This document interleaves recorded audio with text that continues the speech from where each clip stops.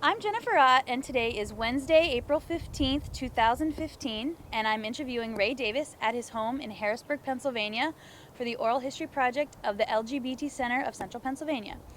Ray, is it okay for me to ask you a few questions about your life? Yes, it is. All right, can you please state your name and that you're willing to be interviewed? Okay, my name is Ray Davis, and I'm willing to be interviewed for this project. And can you sign the consent form? Sure. It's right there.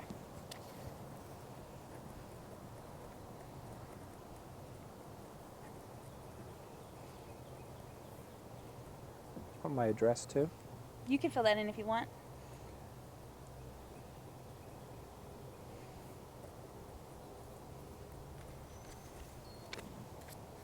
Okay. Thank you. Sure.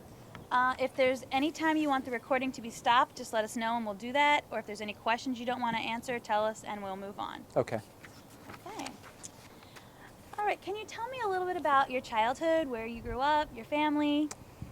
I was born in April 30th, so my birthday's coming up, 1954, Happy birthday.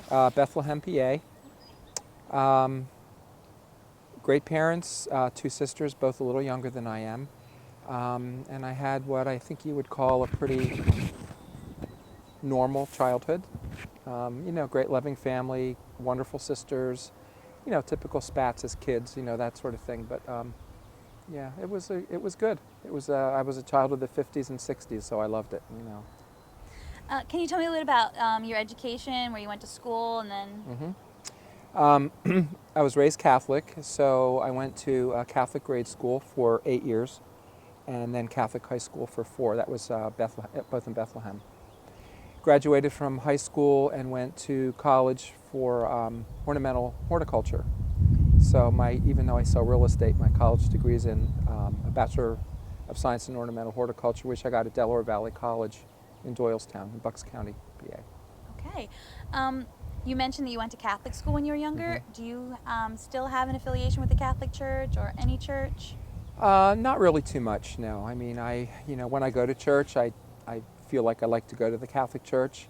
Although my sister and brother-in-law who live here go to a Presbyterian church, so I often, at the holidays, will go with them just because it's all about family, Okay. Did you ever have any military experience? Nope. No? No military? No, I always worried about that as a kid when I was in high school, because when I was in high school was when they were drafting for Vietnam, and I really worried about that, being a gay man. And of course my family didn't know any of that at the time, but I really worried. I thought, what if I'm drafted? Well, I guess I could get out on the fact of my sexual orientation, and or just defect to Canada, But no, I never got drafted and have no experience there. You mentioned your family didn't know about you being gay then. Can you tell me a little bit about when you realized you were gay and when you came out to your family? I realized that I was gay back as long ago as I can remember. I never fooled myself. As long as I can remember, I knew that I liked men. My family, when I came out when I was in college, my junior year, and the summer after I graduated, I guess, I didn't come out to my family, but I did to a couple of my close friends then. And the summer after I graduated, I was seeing somebody, and even though my parents didn't know my story at the time, I took this friend home for the weekend, because I would often take friends home for a weekend, just friends. And it was just a really uncomfortable weekend. My mom kind of knew instantly. She just could tell there was some chemistry. So it got to be a really uncomfortable weekend. I'll make this kind of short, but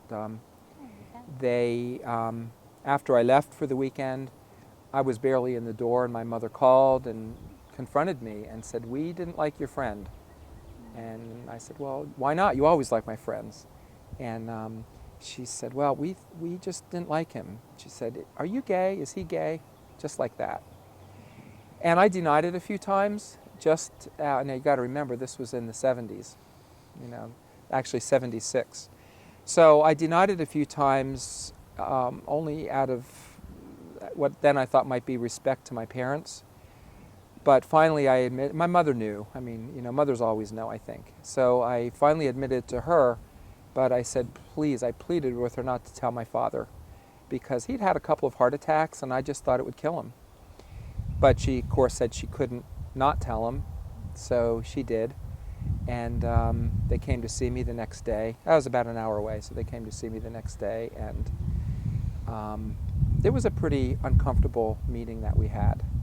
My mother tried to be kind of neutral. My father didn't understand at all. I mean, he was a wonderful dad and a great man, but he was a blue-collar steel worker who had, he just had his prejudices, and he didn't understand at all.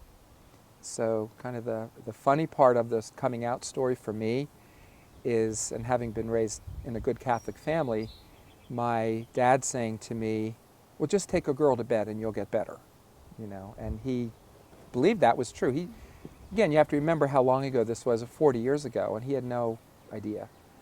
And my mom was mortified that he said that, but he did. So anyway, we left, or they left, and it was a pretty strained relationship for months, I would say.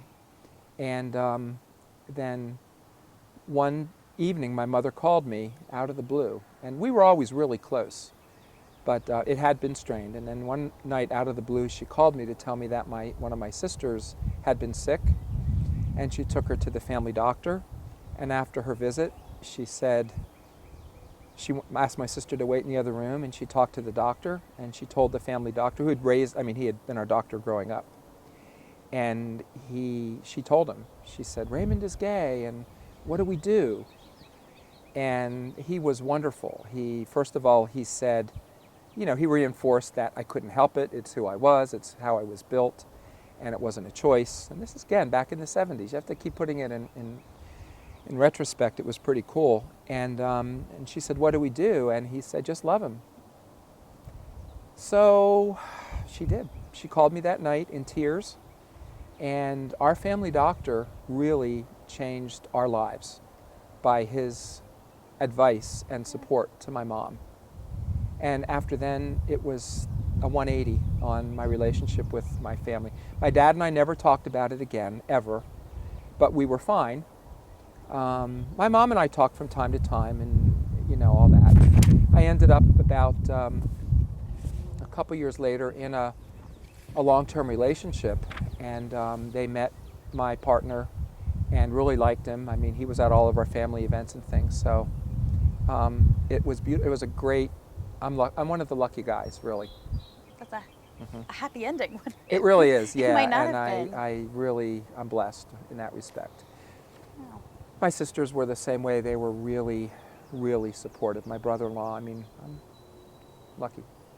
That's lucky. We don't hear a lot of stories that's the I case. I know. And believe me, I never, ever, ever take that for granted. And again, because you got to remember, 76, 78, it was a way different world than it was today. Can you tell me a little bit about your work in real estate here in Harrisburg? Do you have a lot of LGBT clients that seek you out, or did most of your clients not know that you're gay? Well, to answer your last question first, most of my clients know. I work with a wide cross-section of people. But most of them know, and I don't I don't wear a pink triangle on my sleeve, but I also, oftentimes when I was in a relationship, would refer to a partner. And I never ever had a bad reaction to it. When I started selling real estate, which was 23 years ago now, 92, most of my business in the early years was in the gay community, just because I had already at that point lived here for 6 years. I lived in Midtown, which I had a lot of friends, a lot of gay friends that lived in Midtown. So I started really by working with friends, and friends referred to me other people in the community. So in the beginning, that was a large part of my business, and I always supported events, whether it was a drag show to raise money for AIDS or whatever it was. The Gay Pride Festival, I used to set up at all a booth at all the festivals and that sort of thing. So in those days, I was much more active than I am now in the gay community. So because of that, I had a lot of connections, and the community really, really supported me. And I was in the, I'd go out for cocktails in the evenings, and I was around a lot. Then you get in a relationship and things change a little bit, and I wasn't out as much, although I still had and still have a lot of friends who do still support me. So yes, I do still absolutely have a niche in the gay community. Back in those days, there weren't that many of us that were selling real estate. Now there's quite a few more, gay men and women. So that's, there's more competition, so to speak. But the community does absolutely still support me. I do still get people who call me and say we're just more comfortable with somebody who understands. What prompted your move to Harrisburg? My sister and brother-in-law, actually. I lived in Western PA for a few years, and that was with the partner who I was with when I first came out. And our relationship was kind of winding down at that point, and I knew I didn't want to stay living where we were out in Western PA. So I actually had some flexibility with my job. So I decided to move here because my sister and brother-in-law lived here, and I knew they always would. And I wanted to be closer to family and friends and my nephews. So it was really family that prompted me to move here. And kind of the interesting twist to that is my sister's husband, my brother-in-law, and I went to college together, and we both studied horticulture and worked together, actually. I worked for him. He had a business way, way, way back in the 70s. I worked for him a little bit. But then I moved away to Western PA, and he ended up at that time getting his real estate license. And when I moved back here, he is the one. He's the reason I'm selling real estate today. He said, I think you should get your real estate license. I think you would do really well with this. And honestly, I kind of did it kicking and screaming. I just didn't think I could do it. I didn't think I wanted to do it. But he convinced me to do it, and the rest is history. So I think that my path was definitely carved for me. And what year did you move here? 86. Can you tell me a little bit about like what social life looked like for LGBT people in the 80s? I mean, I know 86 is sort of a... So there was a lot happening. Yeah, in that time. I'll say, here, I mean, I, of course, came out in where I went to college in Bucks County, so New Hope, which was the gay mecca of, in the day and the days of the disco. So that was all fun. Here in Harrisburg, when I moved here in 86, I was in a relationship, so he had a couple of friends here that he had known for years, and we quickly grew kind of a nice social circle because, you meet friends through other friends. The social life for us was really going down to the Neptune, which I'm sure you've heard about in some of your interviews. That was the original, one of the original bars in Harrisburg.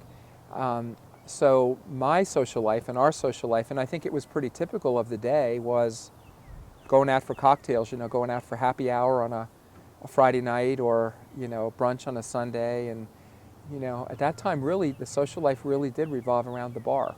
We didn't have a Pride Festival or the LGBT Center or movies at the Midtown Cinema or any of those types of things. It was revolving around the bar, maybe fundraisers for AIDS and that sort of thing. That was pretty much it.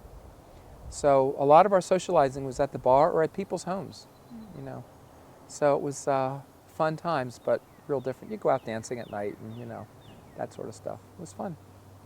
Do you remember, you mentioned helping out with some sort of, like the drag shows, like giving money or buying tickets to things like that to raise money for AIDS. Can you tell me any sort of, like, you remembering that time, or, like, was it scary? Was it sort of not in your... No, it wasn't scary at all. I mean, I really loved moving to Harrisburg and being part of a real gay community. And it really was, I mean, my group of friends, and we did have a really close group of friends, we really were a community. And you just felt, even back then, I mean, it was a strong, and I hate to keep referring to the bar, but you would go in the bar and it was like Cheers. I mean, you always knew somebody. And even if you went by yourself, you never felt uncomfortable, you never felt alone. So it was a real sense of gay community back in those days. I never ever felt scared or alone. I think it kind of felt empowering because you were a core group of people.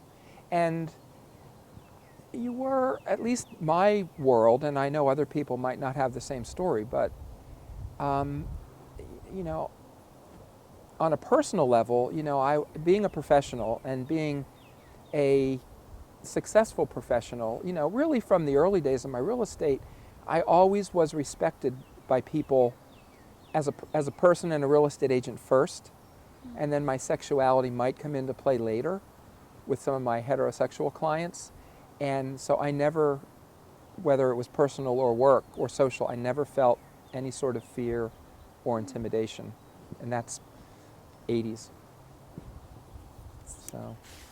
I'm glad to hear that. Yeah, being self-employed too, you're a lot more independent. Yeah. It's not like I had to go into work in a factory where you might be with people who were not so understanding, so my experience is probably different than some of the people you've spoken to.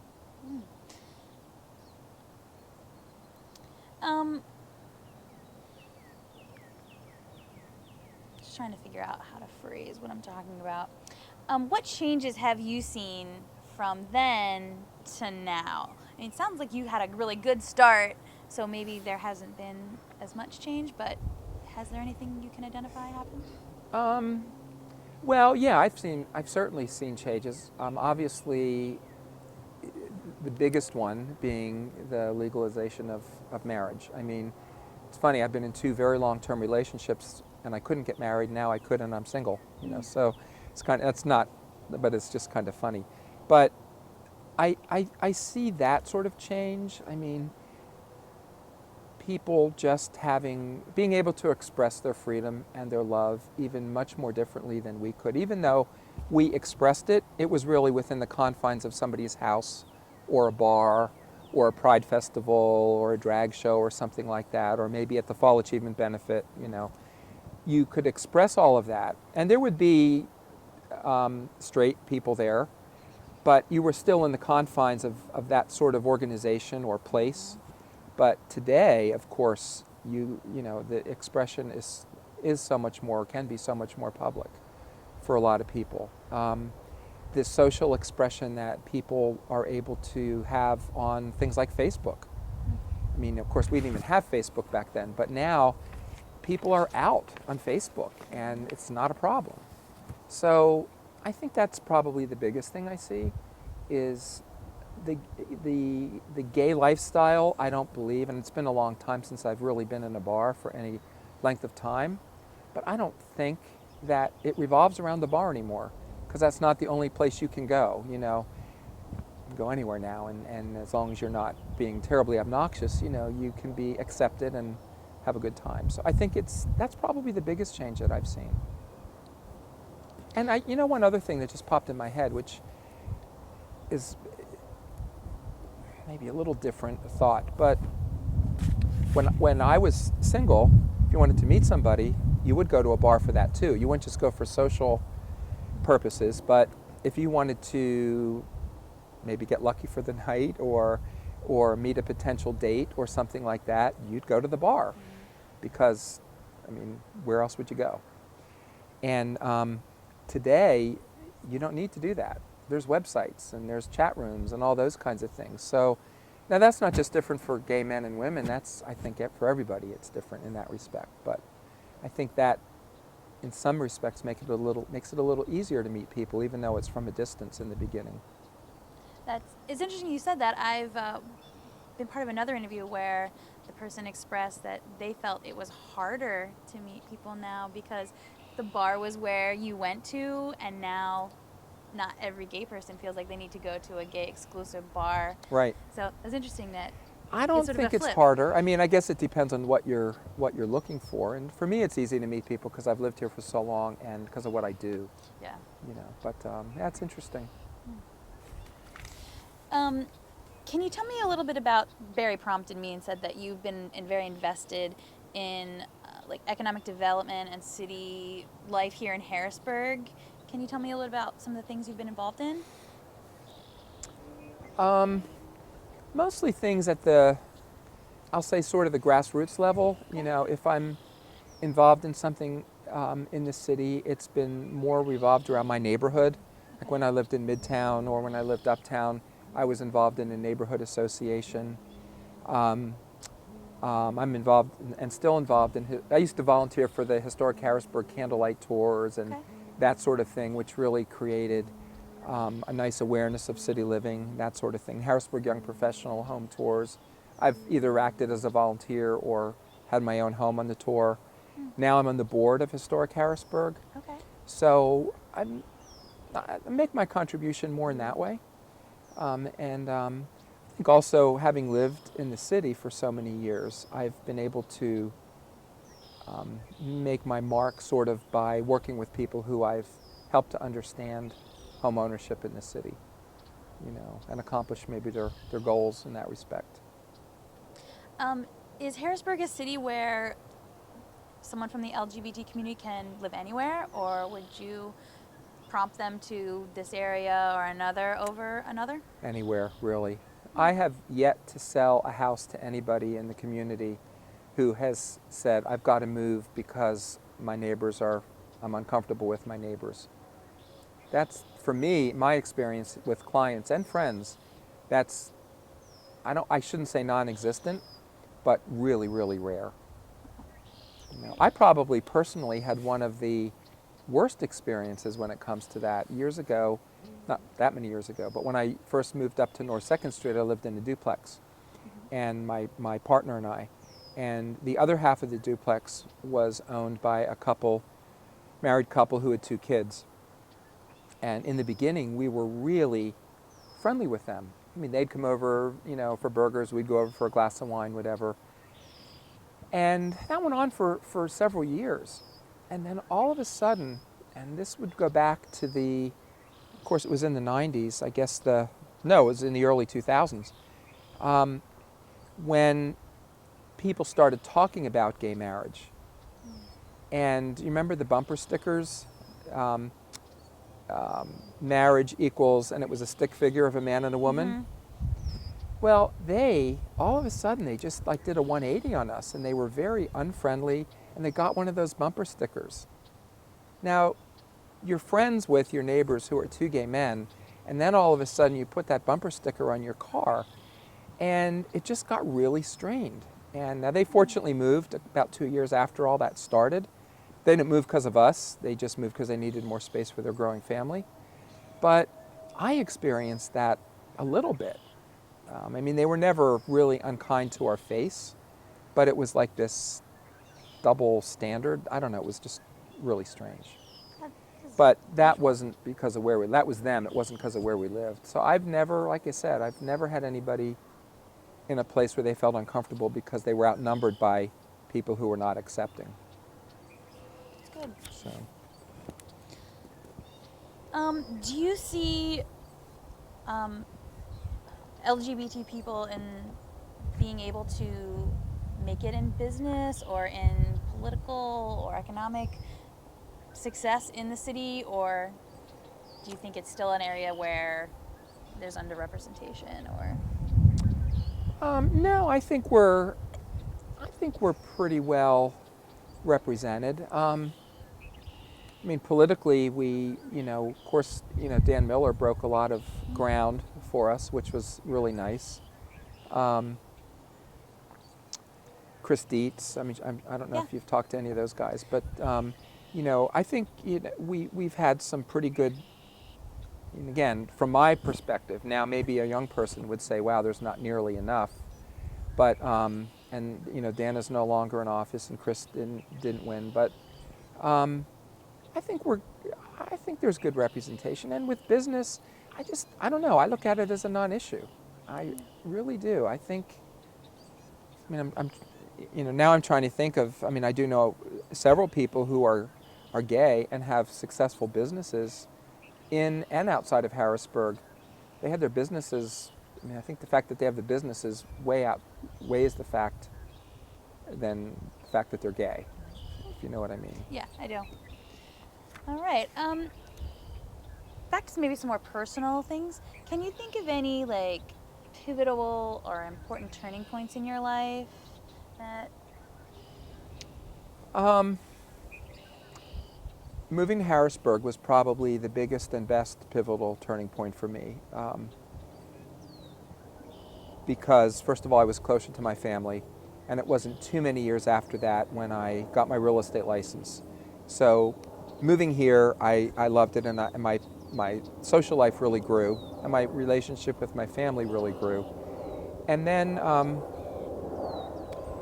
I think after that, I know, can you still hear me? Yeah, we can still hear you. After that, I think it was after my first long-term relationship and I broke up. We had been together for about 13 years, and when we split, and we had a relatively amicable breakup, it was just time. Um, but after we split, I went through a tremendous period of personal growth. My personal relationships became a lot deeper with people because all of a sudden it's not us, it's me. And so that was huge for me. And my professional life really grew too because I had more time to work without feeling guilty about working. So moving here and my breakup were both big growth periods for me.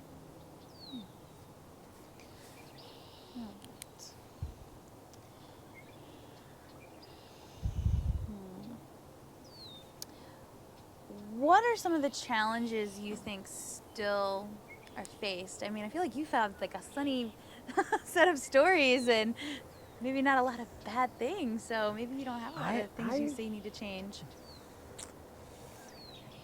boy, I do. I feel, I don't know, and I haven't lived in a bubble. I mean, I guess I've kind of seen it all. You mean me personally, or just the community, It can be or? personal if you. Mhm. I don't know. I might have to come back to that one. I have to really think about that a little bit. Okay. Because I just think things are, for so many people, are so good right now. I mean, compared to the struggles that, not even so much that I went through, but even people before me went through, that, I mean, again, I had really good stories to tell and really good coming out story for the most part with a happy ending. And everybody from my generation doesn't really have that. Um,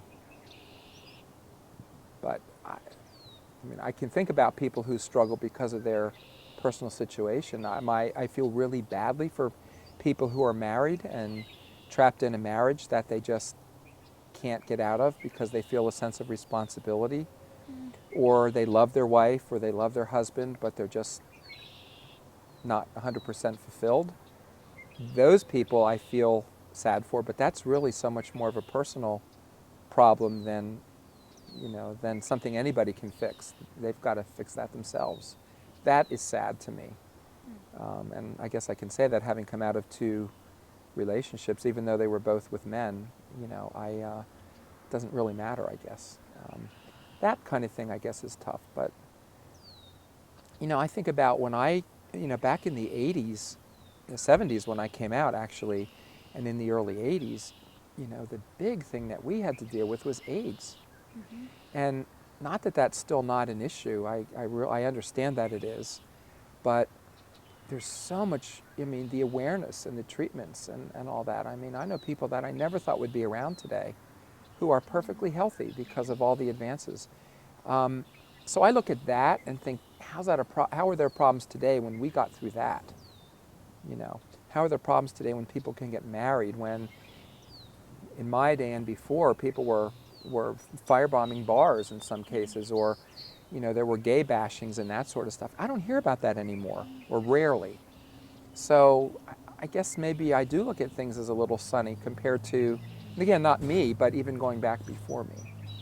Do you see a connection to the community going through something like the AIDS crisis and the successes since then? Like those organizations maybe changing once that like sort of emergency was sort of dealt with? Yeah, I think they expanded really. I mean, because all of a sudden AIDS was not the gay plague anymore. It became the Hispanic community, or whatever community. I shouldn't say Hispanic, but any community that maybe was a lower socioeconomic that was affected. And so those organizations, their outreach kind of grew into different communities that were not necessarily part of it in the beginning. So I forget exactly what your question was, but Well, I just like um, people really organized to deal with raising money for AIDS and things. And once that need wasn't so um, necessary anymore, do you think those groups then got to focus on other gay issues? well, I think people who do things always do things. So there were people who were really involved in some of those organizations that maybe did turn their attention to completely different. Some people burned out, because I mean, way back, if anybody you've interviewed has mentioned SCAN, We the know a little South about Central SCAN, AIDS yeah? Assistance Network. When I first moved here, SCAN was in its early days, and I worked as a buddy, Oh. volunteered as a buddy for a few years, and that can really burn you out, of course.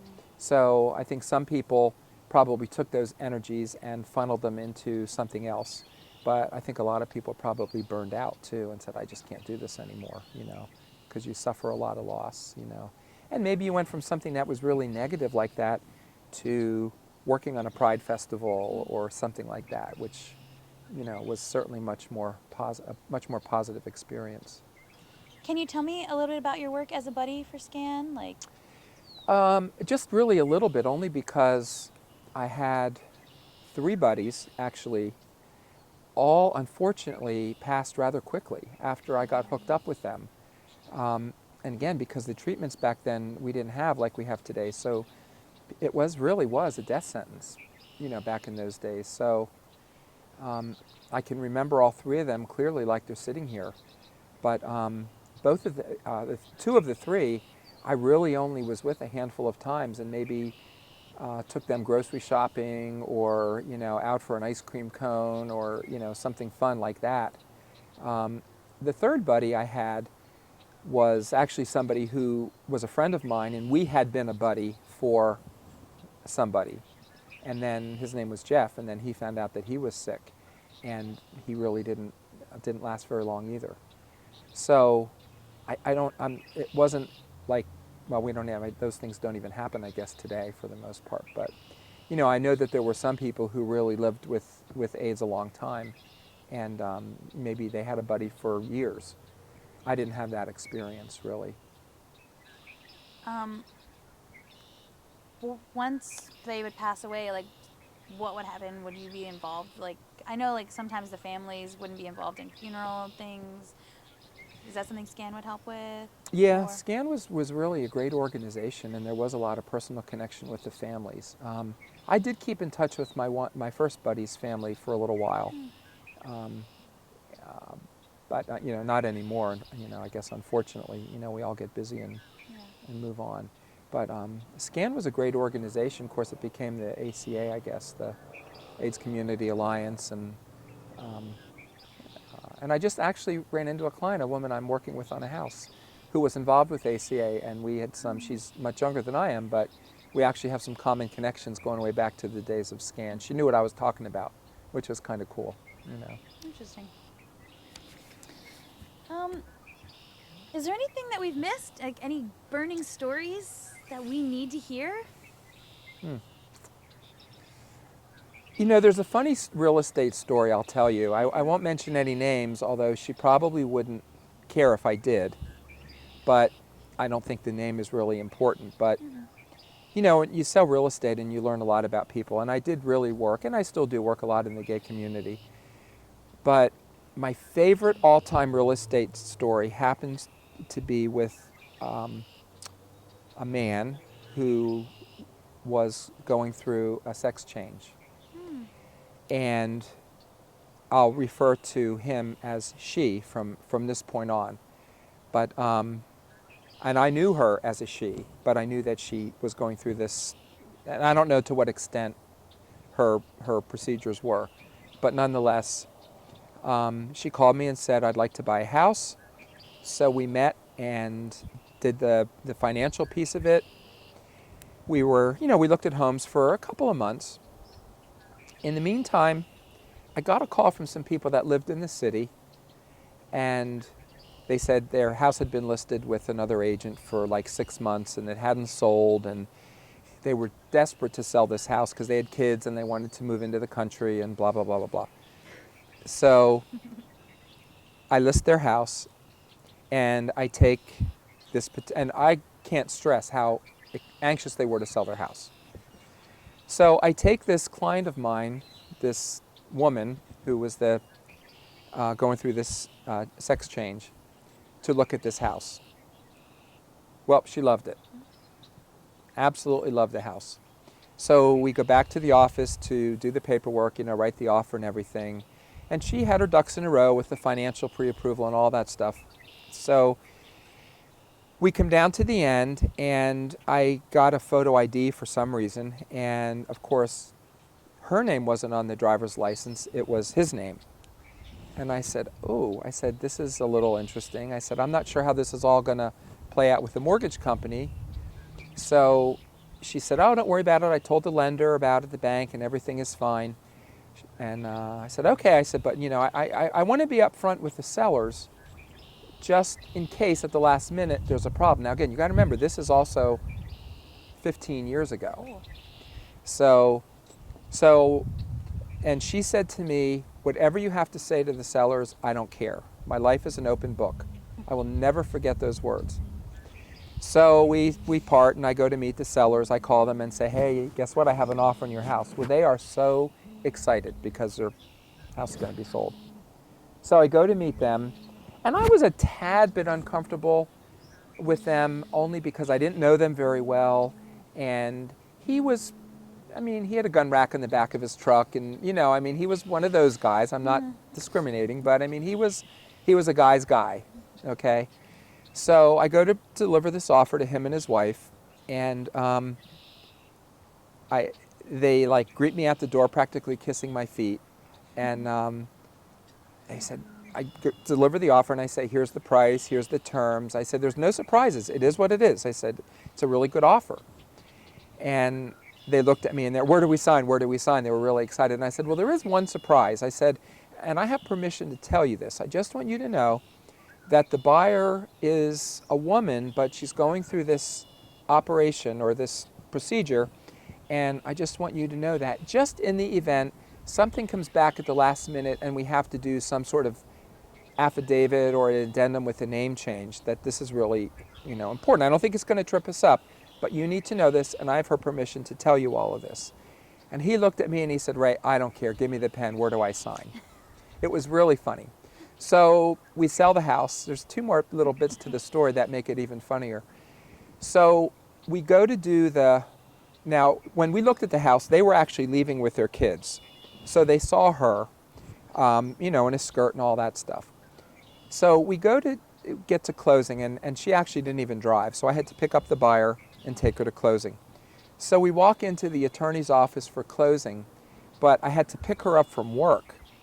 So at that point, she was still living life in the public as a man, but after hours was a woman. So I picked him up at work as a man, and he had a blue-collar kind of job, so he was actually wearing a uniform. And we go to closing as a man, and the people are there with their kids, and the kids were little, and they had seen us the first time we looked at the house. So they looked at this man, and the kids were like, the look on their face was just priceless. They didn't quite get it. And again, 15 years ago, you got to remember, it was a different world.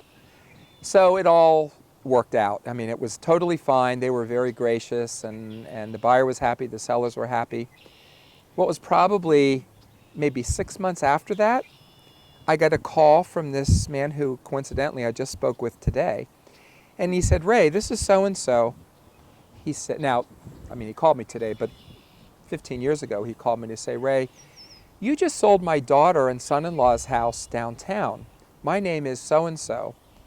He said, I'd like you to sell my house and my partner's house, which was also in the city. So it turns out this guy with the gun racks, his father-in-law was gay and living with another man. It was just a beautiful moment in, the full circle thing. Yeah. And here I was so intimidated by this, not intimidated, but a little uncomfortable with this guy. He couldn't have been cooler and more accepting turns out basically his father-in-law was gay and living with a man. They're still together. So that's my favorite real estate story, and it wraps in the community and the changes that I've seen over all the years, I think. That was a It's lovely really story. cool. I like that a Yeah. lot. All right, Mallory, can you think of anything else we haven't covered? Yeah. She's pretty quiet back there. Yeah.